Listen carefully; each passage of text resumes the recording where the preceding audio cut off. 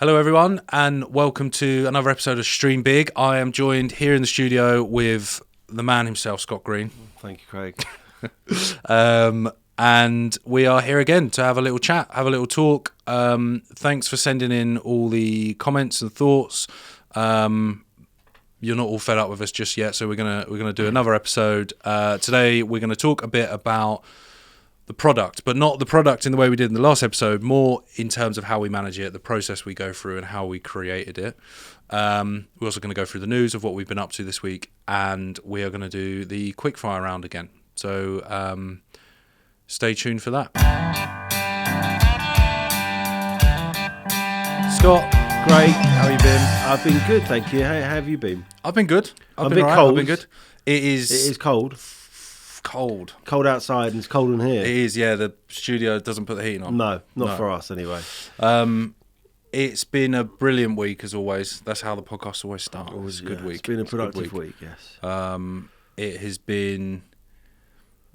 It's been good. I'm trying to. I think people are kind blended. of, Christmas seems to, it's coming early. A lot of people are already downing tools, They it are. seems like. Yeah. But we're not. No. Never. Not even on Christmas Day. We're going to be there, laptop out at the dinner table, working.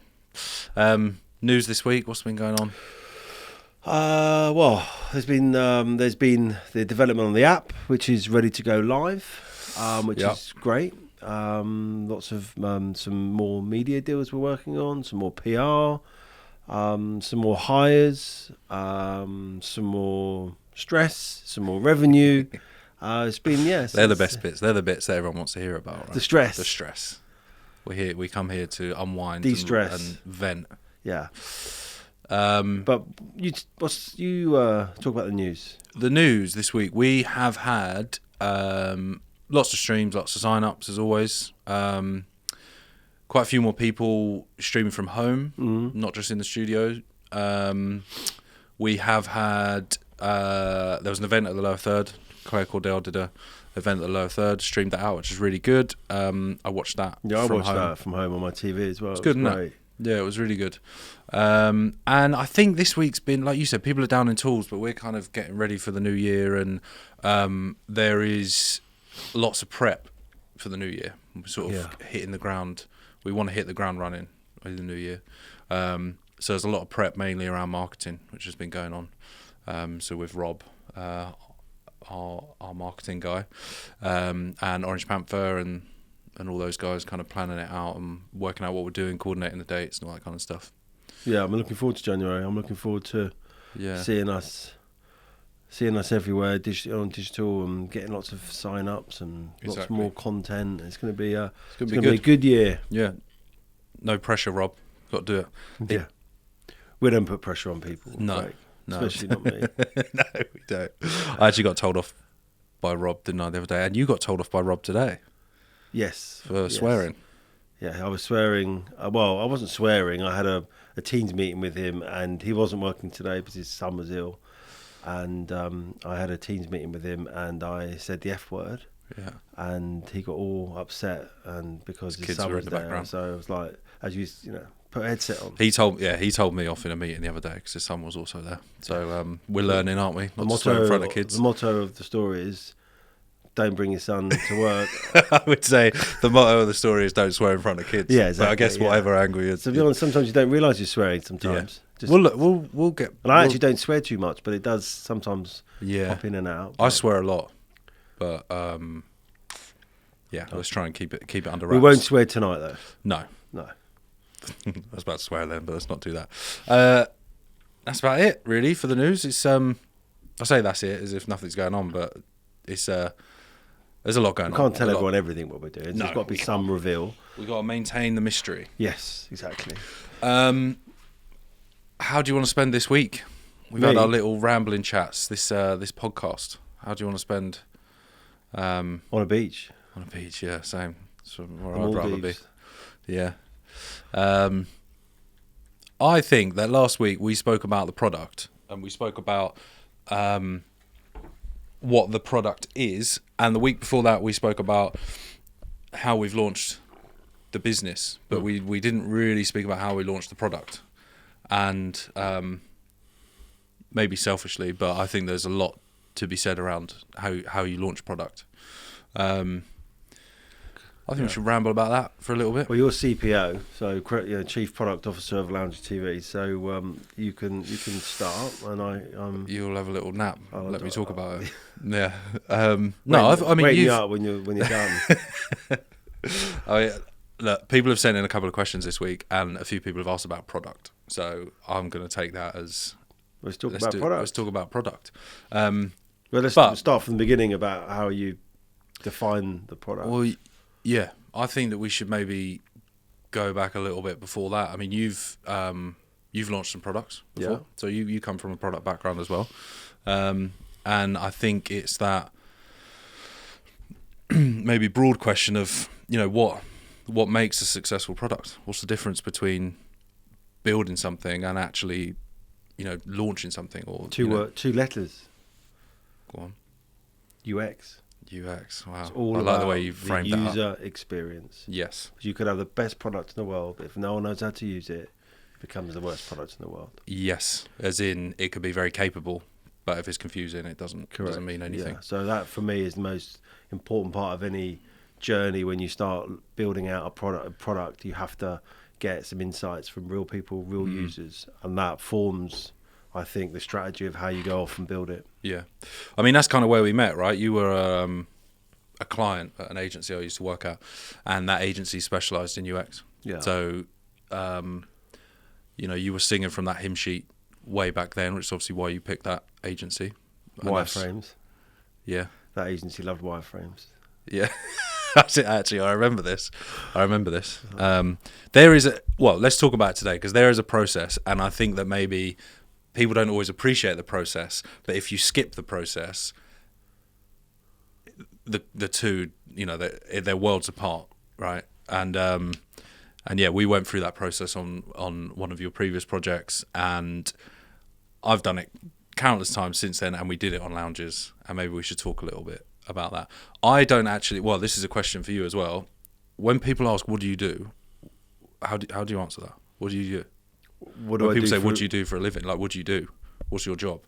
So, I suppose I'm the CEO of a live streaming platform. Yeah, but it's not all live. So I'm a CEO of a streaming platform. Yeah, I've always struggled to answer walk off there. Yeah. Oh, I was going to swear again. Jeez. Don't swear. Rob's son could be watching this. Yeah. Sorry, Rob. So I've always struggled to answer that, because I've through my career I've always focused on UX and focused on design and product design. But if someone says, "Oh, what do you do?" and I'm a UX designer, most people wouldn't understand what it is. People don't know what it is. You're more than UX designer. But if you then say, "Okay, I'm a UX designer," UX stands for user experience. I'm a user experience designer. They're still like, "Yeah, but like what?" So what I usually say is, "I'm a web designer," is the answer that I give. Up until working on lounges, and then I have an actual job title now, which is nice. But I think that is quite a big vague thing of what UX is, but it is very important and has been very important to lounges. Yeah, I suppose a lot of people don't really understand what UX is. First of all, it's UE, not UX. That's the first complicated thing. And secondly is, people don't realise the process you go to build out a product, and it's people just think I suppose they shortcut that journey and don't really understand what is required to build a robust UX platform. Yeah. So my background is, as I said, is agency, which means I've done it for a lot of companies, but it's always the same process. It's the same thing. It's just a different challenge and a different sets of users you're designing for, but the process you go through is the same. And we kind of applied that to lounges when we started out, and I think that gave us maybe quite a big advantage. But what it really becomes about is, and this is where I want to get your view on it, is when is good enough to go, and when is something done enough that it can go out, because you could just build a product forever. Well, I think that's a problem with lots of tech businesses. They keep changing and keep evolving, and actually don't ever launch. Yeah. And I've always been a believer in actually get a product out there, and you're never going to get it right first. But if you don't get people using it, you're not going to get feedback. And with all the different technology layers out there, like A/B testing, which allows you to look at various different home pages, and you can even there's Retina things now that can scan where your eyes are looking at. And I think you've got to launch, and you've got to get your MVP, which is your minimal viable product, out there into the marketplace, and get real people using it. Yeah. But you've got to try and do it in a closed environment so you can get feedback and understand everything. And then once you've got that, then you can evolve. Exactly. But, yeah. Exactly. And I think the whole kind of goal and the whole principle around UX is user-centered design. But the goal is to have real user involvement as early as possible in the process. So that goes before even launching an MVP. That comes into get your designs in front of people. And you mentioned wireframes, and people maybe question the value of them. A wireframe is basically a very crude sketch or layout kind of sketch I think they've of a advanced website. the wireframes probably now into more design.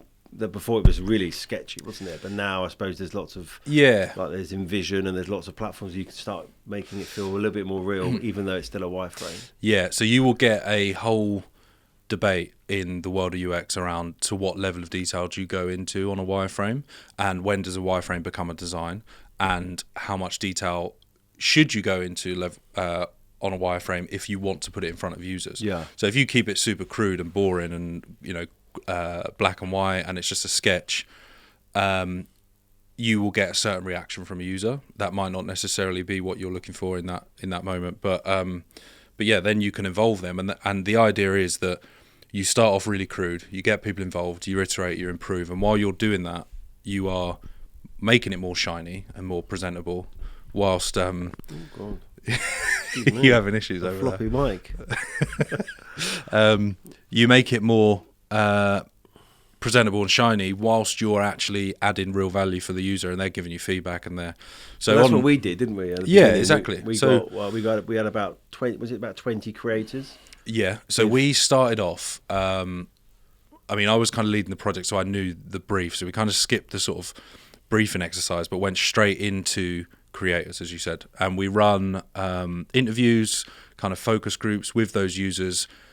Not really through the lens of a product, like not really, we're building a streaming platform, so what do you want? It was just tell us a bit about yourselves, what are the challenges you're facing, all that kind of stuff, and trying to understand the sort of broader world that they're living in before we even put pen to paper, because that's understand what their requirements are before you build. Yeah, because as we said, I'm not a musician. If I'm going to put pen to paper, I'm going to design something, or I'm not a creator, should I say. If I'm going to put pen to paper, I'm going to design something that I think would be useful. But I'm a designer, I'm fairly technical or whatever it might be. So we had to remove those biases. So we spoke to creators as the very first thing. What we also do around that is we then looked at competitors as well, of what's available out there, and you start to piece together a view of this is what creators want, this thing over there this competitor's doing maybe kind of half solves it, but they have these problems with it, and you start to kind of piece together a area that maybe you can work within, and you can sort of create a product within. And also there's a lot of platforms out there and we had a lot of feedback about what creators didn't like about those platforms. Yeah.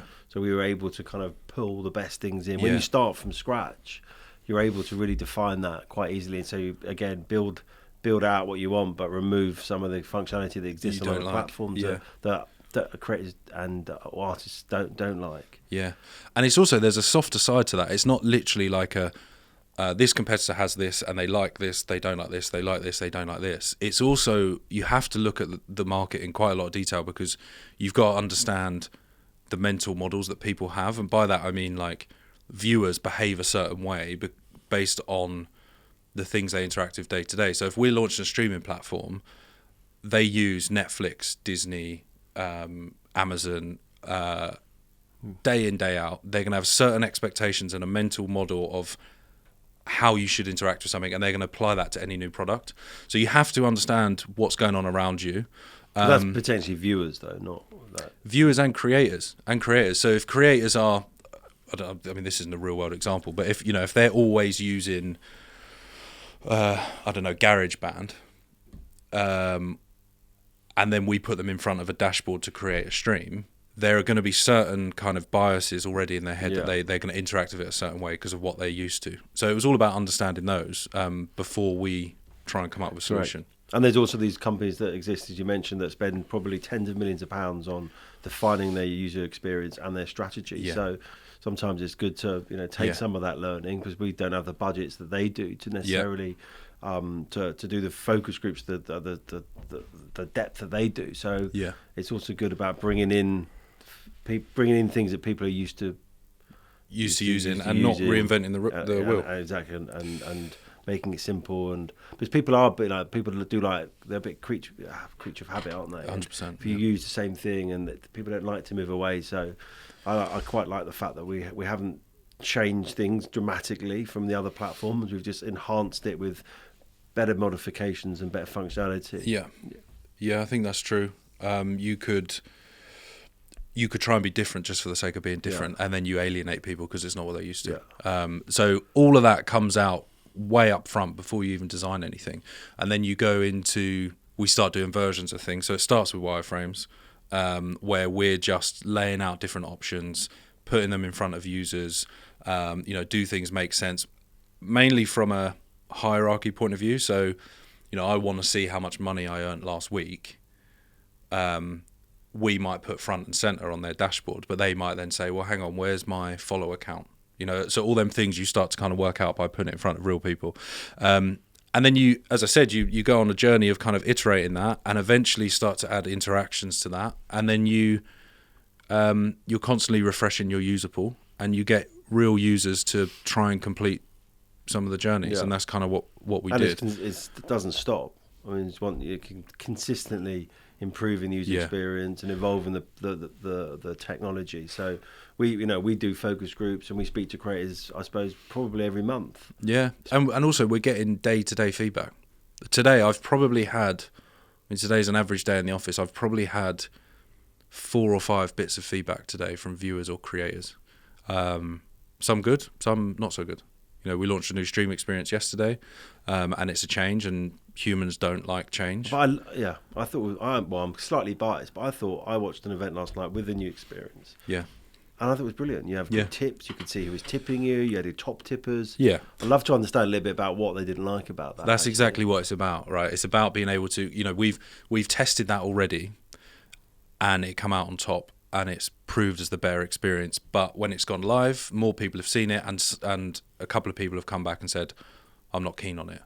So then you need to start... What weren't they keen on, out of interest? They didn't say. Right. They didn't say. It was a very generic complaint. But we'll spend the time to find out what they weren't keen on. And have they just missed something, or do they have a different use case that other people haven't told us about? But also, it's about weighing up what's for the greater good, because if you start to design, this is where you've got to involve a range of people, because if I designed a streaming platform that was made for rock bands, and I only spoke to rock bands, and then I tried to drop it in front of a fitness trainer, it's not going to work. So, and you have to get rid of those kind of biases. You might have one person who's saying, I hate it, this doesn't work for me, so you've got to speak to a range of people and work out the kind of averages, really, of what's great and what's not. Something you mentioned there about it's always carrying on is the kind of next question, really, about defining what an MVP is and when do you stop. We had developers ready, scoping things out, building things out, while we're still kind of not quite finished the design process. I think it's about defining the core product, defining what, getting something out that people can use, that your vision is maybe it's not the full vision, but it's in our example, it's you can go live, you can take money, you can schedule an event, you can upload content, but there's so much more to do. But as I said, if you don't get it out, you don't learn. And as I mentioned earlier, we've spoken to quite a few CEOs of businesses who just never launched because they were so obsessed with getting that product 100% right, and before they know it, they run out of money because they spend so much on their tech. This is it's quite a dangerous habit to fall into, actually. It's because you spend a lot of time looking at competitors, as I said, and you build up a view of the landscape and what everyone's doing. You hold yourself, as a new product, you hold yourself comparable to a platform or a product that's been in the market for 10, 15 years. Now, so then you're constantly adding features to this MVP, this sort of launch product. But if you actually went back to what their launch product looked like, probably half of what they had. Like it would had nothing. If you look at what Facebook was when it launched, it was nothing. I mean, the whole model was totally different, wasn't it? It was university face. Was it face something or? The Facebook. I think it was called the Facebook, and it was kind of university sort of discussion rooms. Now, we look at Facebook as a competitor for the streaming products it offers. They didn't even exist. They didn't exist when they launched their MVP. So it's quite a balancing act. But then the other side of it is you oversimplify it and you don't compete, or you don't offer enough value that somebody would move away from those competitors. There's a middle ground, isn't there? Yeah. Which is very difficult to find. Yeah. And some people like MVP, would you say minimum viable product? Yeah. There's some schools of thought around changing that to minimum lovable product, which is a bit kind of marketing-y and a bit fluffy, but around like what's the minimum we must achieve for our creators to actually love what we do. And creators will know that it's going to evolve and it's going to grow, and they're not going to expect everything from day one, but what's the minimum that they'd fall in love with and start using the product? Which is pretty much what we did when we launched. Yeah. I think, wasn't it? It was a minimal, lovable product. I like that. It's like you, minimal, lovable man. I'm trying to look back on what was in that isn't in the what isn't in the what wasn't in that's in the product now, and how much it's evolved through the beta phase and through the launch phase. Because the different interactions for different genres, we didn't have any of that. Yeah. The way that you can the upload speed is so much faster now, which again, when we were first going out, we didn't realise people would be uploading, we thought would be much more short form content when we launched, but now it's much longer. So speed up, the upload speed, the ability to tipping, yeah. Tipping wasn't part of the original scope. No, it wasn't. After speaking to creators, there were, especially not everyone wants to charge creators. Not all creators want to charge their audiences to come to watch an event. So we don't want to run free events all the time because it costs money to host these events and streams. Yeah. So adding that functionality allowed a softer approach. The freemium model, isn't it? Yeah. We've also got a big list of stuff that has been there since day one, actually, in terms of features. We haven't even scoped out yet. I haven't even touched. Such as, I know. We obviously subscriptions. I mean, we've set out as shopping. A business. Yeah. Shopping. We've set out as a business that is kind of pay as you go in a way. So you don't get tied into lots of subscriptions, and we're kind of setting up a platform that should have a variety of creators on it, and if you have to subscribe to them individually to watch their content, before you know it, you've got a subscription that can be unaffordable for some people. So we focused on pay as you go, or pay as you watch, or pay per view, whatever you want to call it. But there's definitely the scope there to open up some subscription. Well, it's a subscription. I think what we decided for subscriptions is if, for example, have the ability to watch the content and pay for it. But if for example, you watch a PT and you do a hit session every morning at 10 o'clock in the morning, and actually you look at the numbers and you think, last month I spent £65 watching this creator, and we're going to be able to have the ability for you to be able to subscribe to that one creator. So it's channel creation subscription rather than platform subscriptions. And I could, again, it's up to the creator to set the rules. So you may decide to have watch all of my content for £20 a month, and therefore that offers a benefit to the viewer.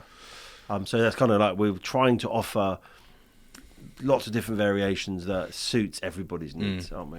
Yeah, so that's just one example, and that's in there. But the reason that didn't make the MVP list is because we would need to go off and really understand that as a proposition and look at the competitors who are offering that, and what, again, where do we sit within that universe, and what do our creators want in the context of it. And also subscriptions come once you've got lots of traffic, there's lots of usage. So subscription should never potentially be in our model, on a pay-per-view model, at the first MVP, because it's a natural progression for that to come at a later stage. Yeah, agree. You mentioned shopping. Shopping, yeah. So you've always been really hot on shopping.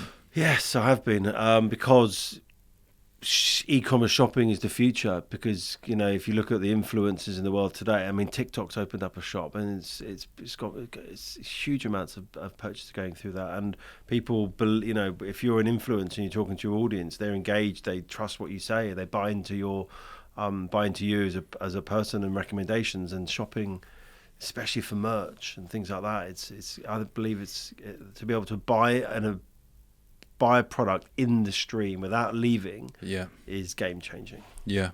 Did you see this influencer? I don't know where it was. It was in Asia somewhere. That did a stream and made millions and millions of pounds, and all she was doing was streaming to the camera, and she would bring a product on, flash it up, push it, and she did like hundreds of products and made millions and millions of pounds in one stream.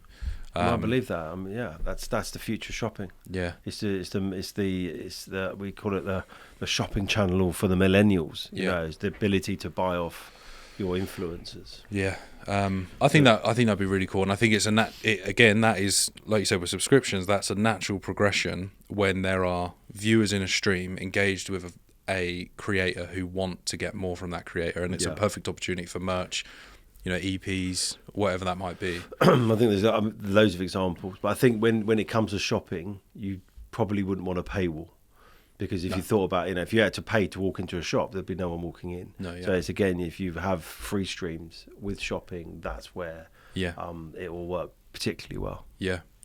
What else have we got on there? Also, the other thing to say, there's new stuff coming all the time. Like, we're always coming up with new ideas, and that's not always a user specifically telling us what they want. It's kind of us maybe seeing a gap in what's being offered, or a opportunity. The thing that I'm really excited about, which you're probably going to, if you had to guess, what would you say? A lot. I would have said Father shopping. Christmas. What are you very excited about? I'd have said shopping. One-to-ones. One-to-ones. I love one-to-ones. Well, I could.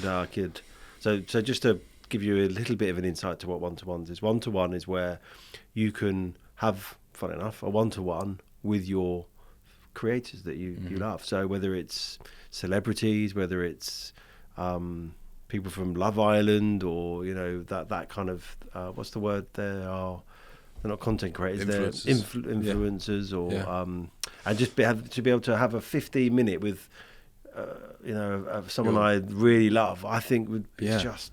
I think 15 minutes, but it's get up close with somebody you really, really respect. I think it's definitely got legs, because for me, I had to arrange a podcast to get up close with you. Yes, but you could have done it on a one-to-one. I could have, So get real FaceTime with people who you follow, that you're a fan of. I think it's cool. Yeah, I think it's cool. And I think that's definitely something we'll move into, which tees us up perfectly for the next discussion point of, like, how do you decide what comes next and what you focus on next from a kind of a product and a business strategy level. We could do everything. We would burn through budget. How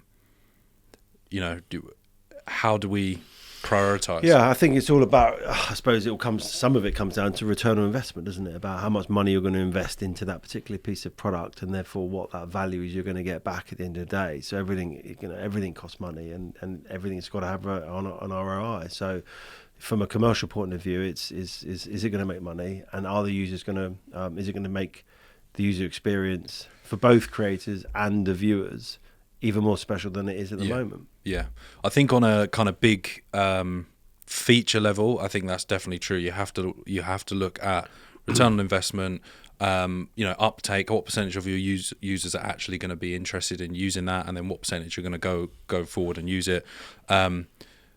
On a more kind of smaller level, I think you can be a bit softer with it. I think some of the smaller features can purely become about, as you said, enhancing the overall experience so that the overall return on investment goes up. But if we start to talk about shopping, for example, that's a huge feature that will have to be very carefully mapped out in terms of return on investment. But if we talk about some of the day-to-day improvements we're making, we just know that by adding those things, we are adding value. Yes. But they're quick. They're much quicker changes, aren't they? Where something like shopping and it becomes quite a big integration, and it's not something you could just do in a week. It's, as you say, it has to be fully scoped out. Yeah.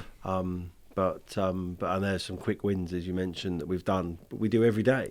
100%. And the kind of the real world logistics of that, not for your benefit, from everyone from home, is that we have a backlog of things that we want to build. And we have a team of developers and a team of creatives, designers, project people who are working through that backlog, and it's our job to prioritize that. So I sit down with our project managers, business analysts and stuff, and work out, okay, of them, however many hundreds or thousands of things in the backlog, what needs to come next, based on business priorities, based on how many people are asking for that thing, how much of an impact it's having at the moment, and they're all kind of sized up and fleshed out, and then. Well, if you ask me, what will I say? Everything. Yeah, you always say everything. You always want everything, and everything's always simple with you. Well, yeah. You're like, it's just easy. It's only a 2-minute job. And as we know, it never is. Never is. But I think if we compared, I actually did this the other day. I looked at the original designs we did versus the product now, and it's the original designs that we launched with. You mean? No, the original designs that we went to the crowdfunding process with, which were the video that you should do. The video, and a set of very loose proof of concept designs with actually hardly any user input at all. That was purely kind of, here's what it could look like as a proof of concept, and here's roughly what we're thinking it would work. Probably, I can't exactly remember the designs, but I would say that it's probably totally different to what it is today. So different.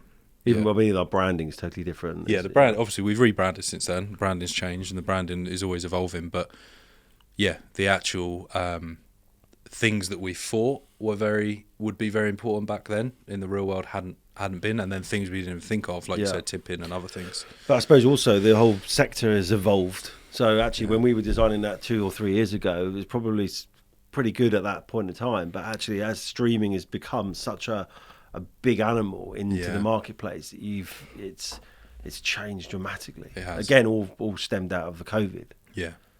I hate looking back on my own design work because it's always rubbish. Yeah, it is always rubbish, but that's trends. Yes, but a bit harsh. Thanks for agreeing so quickly. Yeah, but yeah, that's just trends, and that's just the way it happens, and that's the other thing we got to do with the roadmap is keep up with the trends and what people are expecting. Yeah, which is what we've done with the app.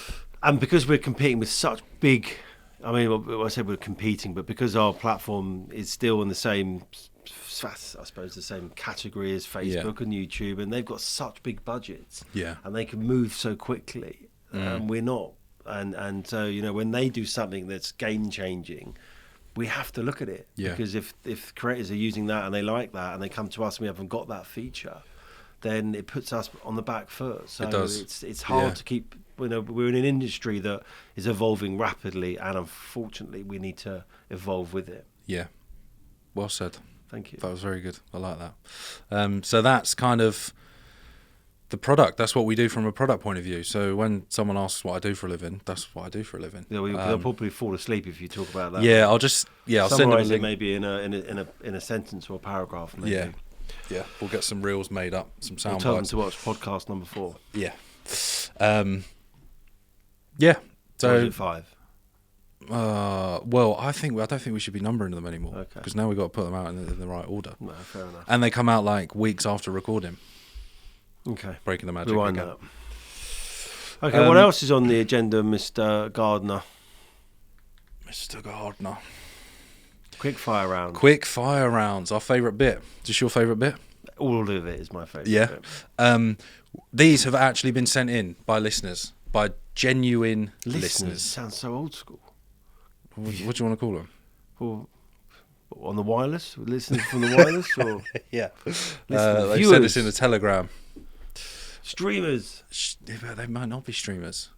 Everyone's a streamer. They're streaming Loungers. online from loungers. Loungers. These have been sent in from loungers. This was an interesting one, and I got sent this and challenged on this after the first episode went out.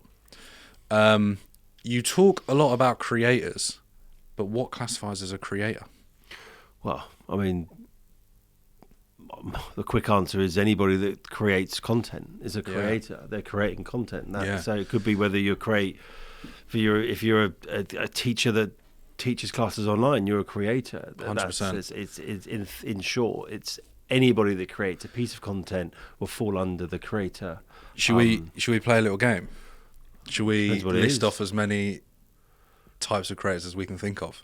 Yeah, we could be here all week. Because we talk about musicians a lot, purely because we're working with a lot of musicians at the moment. So we have to just go back and forth, and whoever misses their go has to an example of take a their creator. top off for the next half an hour. But if you, all right, fine. I hope I win. That's all I can say. If you say one that's already been said, you lose. I think we'll manage that. Yeah. Yeah. Okay. I'm going to start with an easy one that we always talk about. Musician. Fitness. Comedian. Chef. Music teacher. Educator.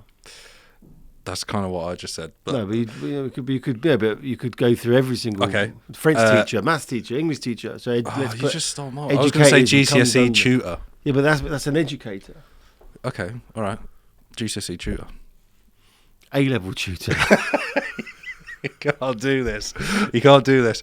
Has to be Podcaster. categories. Podcasters. Fashion influencers. Okay, cool. Gamers. Time's ticking on. Come on. Wow. Need a countdown. Sorry. Clock. I would say poetry. Poetry. Yeah, you Well, can that's do spoken poetry. word. Spoken word. We had a very cool spoken word artist on the platform called Broken Pen. Kind of borderline between spoken word and sort of rap. Very cool. Highly recommended. That was all said just to buy me a bit of time, so I can say,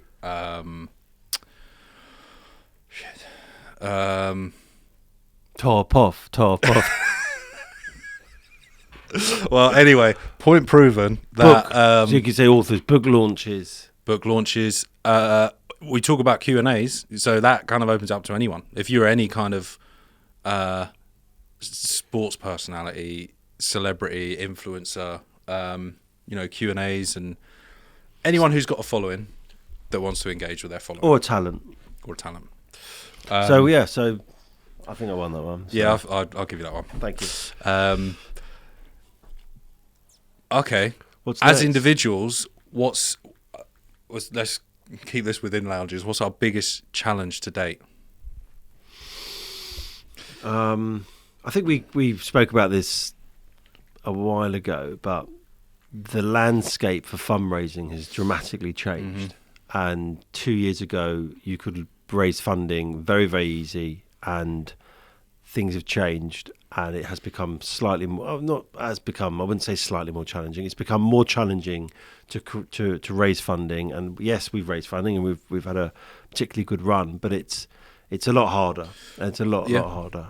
So for me, from the commercial side of it all, it's definitely, I'd say, the fundraising side of the business has required more of my time than I would have expected before. Yeah, I think that's a fair answer, and we've also had a lot of meetings and conversations and all that kind of thing that you expect to go one way and they don't, and it is definitely challenging. So if you're an investor and It's one, sort of a big plug for investment.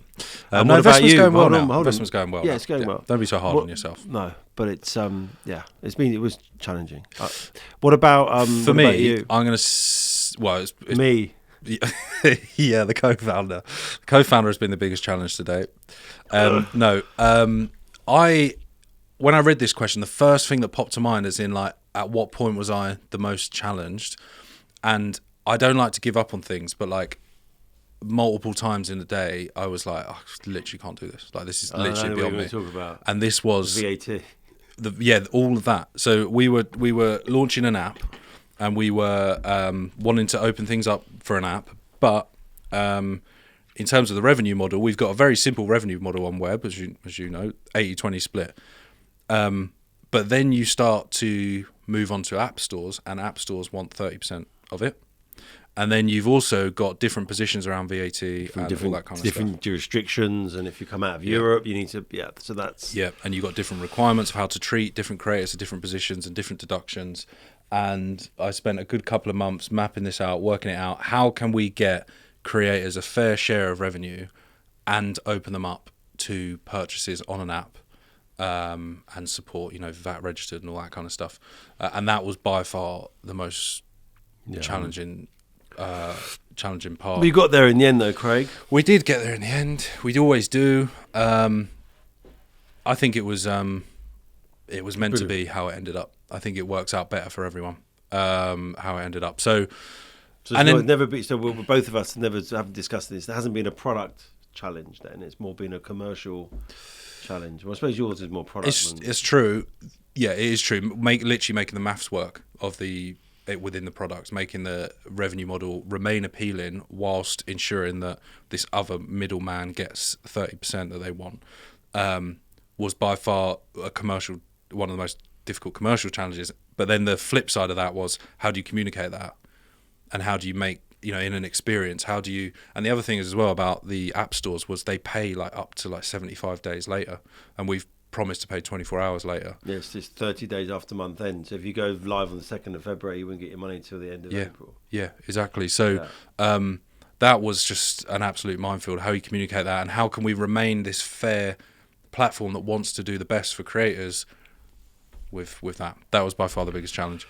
But we got over the challenges and the hurdles. We did. We always do. So, interesting fact about each of you, or something that most people don't know about you. I have an interesting fact about Scott. He just skipped question number 3. Oh, yeah. But it's fine. Let's do question number 4. You've said it out loud now. Let's do it. An interesting fact about each of you. So I couldn't. I've been trying to think of one since I read these questions. I can't think. There's nothing interesting about me. No, you're right. Interesting fact about me is I don't like something that people have always found interesting about me. People have always thought that I'm a lot older than I am. That's because you've got a big beard. That's interesting. Your beard's quite interesting. Thank you. And I shaved this morning. We were talking about earlier. People have always mistaken my age, and they don't realise that I'm actually 72 years old. People have always thought that I'm a lot older than I am. But I think I'm catching up with myself now. Craig, that's why. Yeah, I'm catching up with myself now. You're in your 30s now. When I met you, you're in your 20s, which is always a bit worrying. Yeah. Especially you're not. So I'm in my late 20s. Yeah. So only just in your late 20s, just hit 26, right? Stones, yeah. The numbers are the wrong way around. So interesting fact about me is if I could do anything in my life, what would it be? I would love to be a musician.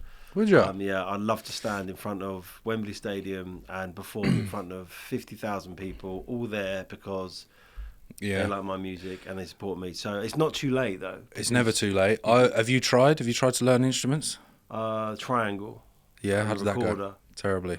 No, I wouldn't be. I'd prefer to be a frontman singer. Frontman, yeah. Yeah, and people have said I have actually challenged you to a sing-off, which we said we were going to do at some point. I would still quite like to do that. We've actually got a studio next door, so before the podcast ends, we should have a sing-off because I hear you've got not before voice. Today's podcast ends. Not you today, mean just clearly, no. This run of podcasts before the end of the series? And I would like to. We've got a studio next door. Let's turn it into a bit of a sing-off, have a bit of fun because I've heard you've got you played you sang I showed your you wedding, in the background, and it sounded great. You have no idea how much anxiety just hit me when you said that. What my stomach dropped when you said about having a sing-off. Yeah, that's why I'm envious of musicians as well for that reason. So we can close your eyes and sing in the studio. No one will be in there, and then we can play it both. It'll be quite fun actually, and then people can vote who is a better singer. Okay. So I could be convinced. You can pick your own song. Okay. And we'll do 5 minutes each. You've got an advantage now though, because I showed you the video from my wedding where I sung, and now you seem very keen to do it, which means thought you that were great. Yeah, but if you thought I was that good, you wouldn't want to do it straight away. Kroger would. So yeah, he did. But he's always got my back in it. So the other option is we can choose a song For each other. For each other. No, terrible idea. And you're going to have the words up there, so we can just be like a karaoke style, so you don't have to worry about you don't know the words. Terrible idea. Let's move on. It's terrible idea. Terrible idea. You might convince me, maybe. I don't know. Christmas party, maybe. So we skipped question number 3. So question number 3 Question was number the 3. most enjoyable individual moments so far. So what I'm assuming they're talking about the journey at Lounges, or is that or? I think so. Yeah, I think so. Is the answer any different then? Is it birth of your children or launch of the app? Getting married or the birth of your children is obviously was an enjoyable moment. Probably not for my wife, but for me it was. But the enjoyable moment for Lounges, I suppose, was when we launched the platform and we saw people using it and the feedback we got, because, you know, as you said, you can have the best product in the world, but if no one likes it, it's useless. So for me, that was a big milestone when we launched. Do you think this question is maybe a sign that we need to stop moaning so much? I don't moan, do I? No, I don't think we do. I think there's, like I've said before, it's hard to celebrate the wins when there's always another challenge to think about. And actually, there's a lot of enjoyable moments, and we probably don't allow ourselves the time to celebrate it, do we? Yeah. But the platform launching, I think just day to day, seeing people use the platform is very enjoyable. It's very rewarding, very satisfying. Interesting fact. Yeah. Any weird or funny stories or incidents from the office or on a location to date? Some we can't say. I must have done something stupid, or I must have said something. Hard to always pick. say something that's inappropriate, which I'm not going to do today. But No. Scott is Mr. Inappropriate, I think. So I am head of HR. Yeah, exactly. So you get away with it. I'm going to tell one here. About me or you? No, one of our funny stories. But I'm going to omit a lot of details. But I'm just going to. Basically, it's the story is in reality is a lot crazier than I'm going to tell it, because there were some very funny things that happened that day, and it was a great day. But we went to an investment meeting at a private members club in London, and we just instantly got kicked out. We weren't allowed in first. Yeah, exactly. We walked in and they looked us up and down. I was like, "You are not coming in here." I had a t-shirt on. A shirt, but no blazer. Yes. I remember the shirt you had on. Yeah, I had a shirt but no blazer, and I had boots on. Quite a bit. I'm joking there. No, I wasn't. I remember what I was wearing. I was wearing a black shirt, and I had like a vest over the top of it. Not like a knitted like old man vest, but like a stylish vest and boots on. And yeah, I wasn't wearing a blazer, so I can come in. You were wearing a blazer. Correct. But you had a rip in your jeans. No, it was that big. Yeah. It was it was part of that. I bought them with a rip on just in case anyone thought that. Yeah. So it was very fashionable. So we get turfed out straight away. Then the potential investor that we're meeting arrives, and he's like, no, I know these guys. Come in. And then it was round 2 rejection all over again, because we just got kicked out again. And then we walked down the road, went to another members club that he was a member of, and had some lovely drinks. And that was probably maybe midday. Drinks. I think it was that midday. It was a 1 o'clock meeting. Yeah. That night I was going out for dinner with my wife, and I phoned her at about 6:30 saying, me and Scott are in London and we're very drunk. I mean, we had about. Do you want to come and meet us for dinner instead? 15 shots of vodka that day. Yeah. Yeah. It was, the meeting went brilliantly. It was a very, very good meeting, but we got drunk. We did get drunk. And I think it was just such a weird situation. And then we ended up going for dinner together. Yeah. I just think that was just, it was just such a weird day. Yeah. Just a weird turn of events. You probably had to be there to appreciate it. Yeah. And I'm leaving out some details that were hilarious. Quite a few details, in between. But that was a weird day, wasn't it? Being turfed out of a. We were quite smart as well, which was odd. But I suppose in central London there are quite a few. Yeah, but it's a difference, isn't it, between being smart and being formal? And like I don't really dress up for meetings. I'll try and look presentable, but I wouldn't necessarily put like a formal shirt on or anything. Well, that's Mayfair private. Yeah, club. But this was like posh. Yeah. It's like where the royalty go and stuff, isn't it? Celebrities, so I understand why. They don't want us riff-raffing. No, definitely not. I wouldn't if I was them. I wouldn't want us in there either.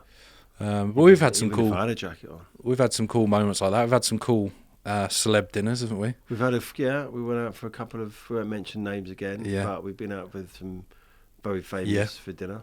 The celeb got papped on the way out. Yes, most expensive dinner I've ever had. I think it said that the celeb was on a date, but actually in reality they was meeting us. Yeah. It very much wasn't a date. So that was an interesting meal, wasn't it? Yeah, that was good. I like that. Well, there's been a few, but we'll move on to question It's 6. good fun. It's good fun. I know we keep moaning about the lows and we keep talking about the stresses, but things like that, there's a lot of fun to be had along the way, I think. Yeah. So question number 6 is, I would assume, is can you name 2 or 3 inspirational people and why, celebrities or otherwise? Yeah, I struggle with these questions a little bit. I would say... I know what you're going to say. No, not you. I would say inspirational people is our creators are really, because they, you think about the music industry and how hard it is out there at the moment, and the fact that they never give up. They are continuing to perform at venues. They're not, they're not earning lots of money at the moment in the music industry, but there's a lot of people out there that will just give up and say, oh, do you know what, I'm done, I'm not doing it anymore, and go off and go into another career path. But the people that we've met on our journey so far they're not huge stars, but they've got recognition, and they've got Spotify revenues and Lounges revenues and other revenues, but they're still fighting, and they're still doing what they love, and they're following their dreams still. They're making their own way on their own journey. For me, it's the inspirational people actually is the people that we deal with on a day-to-day basis that just never give up. Yeah. And I suppose there's other inspirational people, but they're celebrities we've met. But not. I like that answer. I think with the inspirational people question, the reason I will struggle with it is because you kind of listen to podcasts, hopefully not this podcast, because we said at the outset we're going to try and avoid this, but you listen to podcasts and you see clips on LinkedIn and it's all, you should be doing this, you should be doing that, by someone who has made their millions, who is super successful, and then telling you things like don't be driven by money, or don't do this or don't do that. And I always find it quite difficult to follow those kind of inspirational people. Yeah, but they're not on the same level as you. No. And I've seen it's a very good example that I see people on Instagram that I know that talk about coaching and stuff, and relax and don't worry about this and don't worry about that. Meanwhile, they're on their way to their holiday over here, and it's of course they're not. It's easier to say that when you're not in that position that everybody else is. Which I think is why you saying creators and the people who are really trying and grafting. Yeah. I think it's a good answer. How do you stay motivated and driven? What's your view on? Would you say you're I'd say you're a very motivated person. Yeah, I am motivated. Do you struggle with motivation? No. No, I Never. I don't really. I'm just on a mission, and I've got a goal in my head what I want to achieve, and I won't stop till that goal is achieved. And that's Where do you I'm think very that comes driven, from? and it comes from whether it's I want to be successful, and I want to be recognised for doing something. When one day that I pass away or whatever, I want Scott he created Lounges and he's gave the opportunity for so many people to make money on, or Some kind of legacy, or just something. some kind of legacy, exactly. And so I am driven. I'm driven by, I suppose, I want to be successful, and I want to be recognised for making a change in people's lives, and and hopefully if we can make some money and give back and do some charity work, I think that for me would be a great ending. Yeah. I don't really know what my answer is. You're driven and motivated. I am, and it's kind of it's more that I just can't help myself. I can't help myself, but That's because do your something. company, isn't it? That's why. Yeah, but before that, like throughout my whole career, it's been like You always wanted to do a bit more. You always want to strive for the best. Even I have so many projects on the side. Like I wonder why you only work on half day. I've literally never worked a half day. No, I'm talking like, we renovated our house, and then I decided to buy a camper van in lockdown to renovate, as if I didn't, already. Craig have is a probably full-time job. one of these guys that's extremely good at handiwork and building cars, building Yeah, I thought you could say one of vans, the handiest people. literally doing not just painting and decorating, but another level. So if anybody wants some work done over the Christmas period, Craig is available. Got nothing else to do apart from the 27th, because he's taking his wife away to Pennyhill Park, which is a plug for them. Apart from that, he's available for all odds and jobs. If you Yeah. Come find me. 20% commission. He'll be there. I just love trying things, giving stuff a go, and maybe the flip side of that is maybe that I'm sometimes, well, historically, I'm sometimes not the best at seeing things through to be finished. It's a bit of a nightmare if you're building a car. Yeah, yeah, all of that. You know, the camper van that I'm building has been almost finished for like a year. Yeah, but it's pretty. I mean, you can drive it, you can sleep. Yeah, in yeah. it. I use it every day and stuff, but Might like, not have the right alloys on it, but it's good to go. yeah, and it's kind of I just move on to shiny things. I like to try stuff new, and that's a big motivational driver for me. So the thought of kind of running my own business and then starting lounges afterwards was as a result of that, I think. How do you stay so motivated and driven? I just don't think you have a choice. No, exactly. You've got to get when it you're done. when you're your own boss and you're driven, it's just second nature, isn't it? It would be the worst thing ever to look back and say, I wish I went in that little bit earlier, or I wish Yeah. I'd kept going, or So always keep going. Do you plan to introduce any incentives for viewers on your platform? Yes. Go on. Well, I think there'll be. I think over time, once we there's well, I can't even think about what to say actually, but I think the incentives is a great thing. That repeat business, rewards, discount if you come and buy 10 events and things like that. I think that would be quite nice to reward viewers for multiple purchase and things like that. And when we introduce the e-commerce side of the business, there'll be definitely incentives there with coupon discounts and not Prime and those kind of examples. I think they'd be great. But again, that's at the moment there isn't any kind of incentive. The incentive is that you get close up with somebody you like. I think it's there's a big appeal in the feeling that you're supporting and contributing to someone's journey, and you look at all the kind of Just Giving and all the kind of GoFundMe websites, and that's exactly what it is. The incentive and the reward there is that you are helping someone on their journey, and we've been exploring already around how we can introduce that for viewers so that they know, okay, I'm buying this ticket to this stream or this video. I typically see videos for free, but I understand why I'm doing it because that artist that I've just paid that money to is trying to achieve this, and I've contributed to it, and that's an incentive enough. I agree. So, I mean, if it could be them needing £1,000 to do an EP, and if you know that you're part of that, and it'd be nice to actually kind of have a little bar, wouldn't it, where you could actually you could see that how close they are, and you could think, oh, they're £50 away from actually achieving their goal. Bang, I'll do that. Brilliant idea, Scott. Pick of the week. We are going to play this person on the way out like we always do. I'd like to have a chat with this person as well. Maybe next time they're in the studio or we get them in here for a conversation. Now, the reason this is my pick of the week, I woke up this morning and it is -1, -2 degrees out there. Freezing. It's the coldest day of the year today. It is bitterly freezing out there.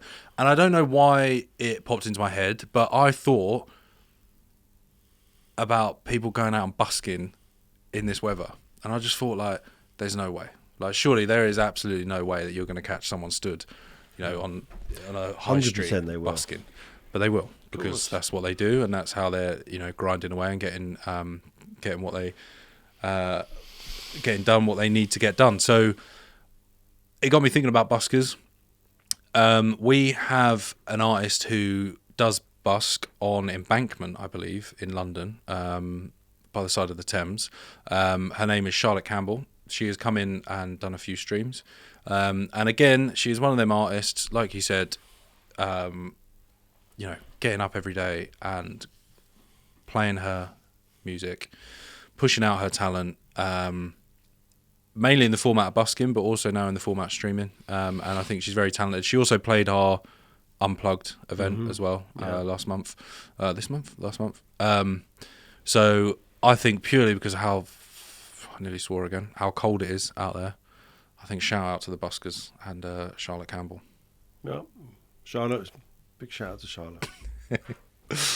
Unless you're obviously a busker in the underground station, and then it's not so much a problem. But they're topical. premium spots at the moment. Yes, and it's topical because I believe, well, it doesn't matter when because this isn't going to go out for a couple of weeks, but this month TFL opened their audition process for a license to Really? busk. So you have to audition to get that spot? Yeah, because it's so sought after.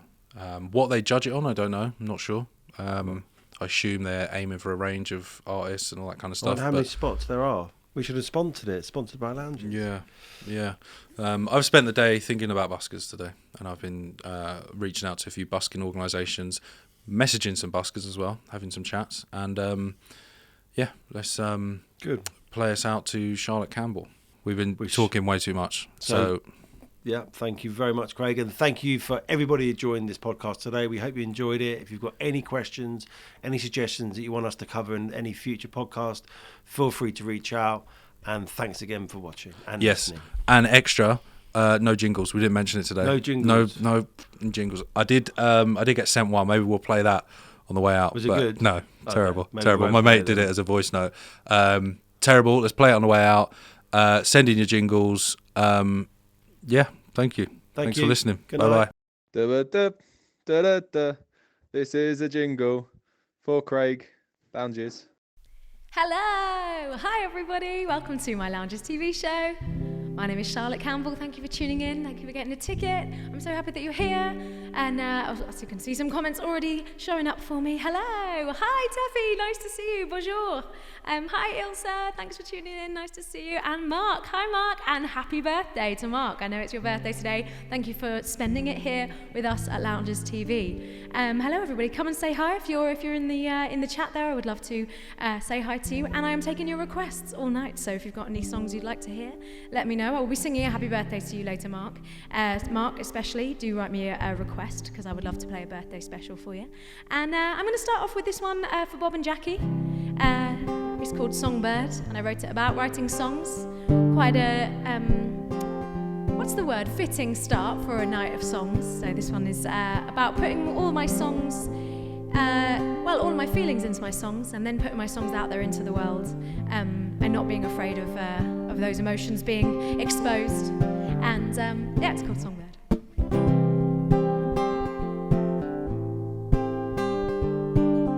They said it would rain today, but the sun shone. You said that you'd stay today, but you're long gone. I said that I'd hold your hand, but I let go. 'Cause we say a lot of things when we don't know. The times, they change, faces age. Oh, love is a strong word, where all the lines blurred. I'll try to write you a song fast. Oh, love is a strong word, love from your little songbird. Your little songbird. Yeah. They said it would rain today and we soaked through, running for shelter in my new shoes, looking for comfort on a bad day, and 3 words would make it okay when times they change. Faces always seem to stay the same. Oh, love is a strong word, where all the lines blurred. I'll try to write you a song fast.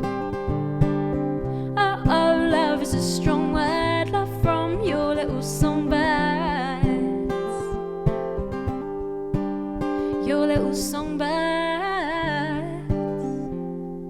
Well, I wasn't brave enough to tell you how I feel, so I wrote it all down once and pretended it was real.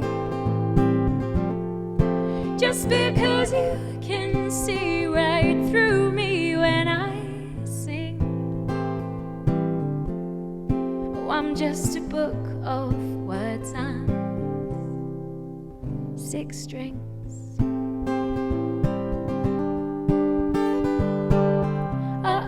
Love is a strong word, where all the lines blurred. I'll try to write you a song first. Love is a strong word, love from your little songbirds. Your little songbirds. Thank you so much for requesting that one, Bob and Jackie.